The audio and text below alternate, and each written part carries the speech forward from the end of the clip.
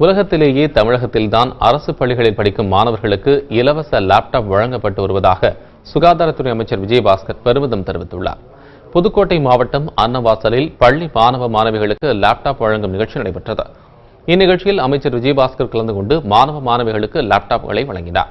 பின்னர் பேசிய அவர், வளர்ந்த நாடுகளாக இருக்கும் அமெரிக்காவில் கூட அரசு பள்ளிகளில் படிக்கும் மாணவ மாணவிகளுக்கு இலவச லேப்டாப் வழங்கப்படுவது கிடையாது என கூறினார். ஆனால் தமிழகத்தில் மட்டும்தான் இலவச லேப்டாப் வழங்கப்படுகிறது என அவர் பெருமிதம் தெரிவித்தார். மேல் நாடுகள்ல வளர்ந்த நாடுகள் சிங்கப்பூர் இருக்கு, மலேசியா இருக்கு, இங்கிலாந்து இருக்கு, அமெரிக்கா இருக்கு.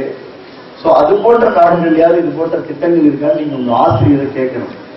உலகத்துல வளர்ந்த நாடுகள் என்று சொல்லக்கூடிய அமெரிக்கா போன்ற நாடுகள்ல கூட இன்னும் இந்த மைக்ரோசாப்ட் நிறுவனத்தை எல்லாம் உருவாக்கிய பில்கேட்ஸ் இருக்கக்கூடிய நாட்டில் கூட அரசு பள்ளியில படிக்கக்கூடிய ஏழை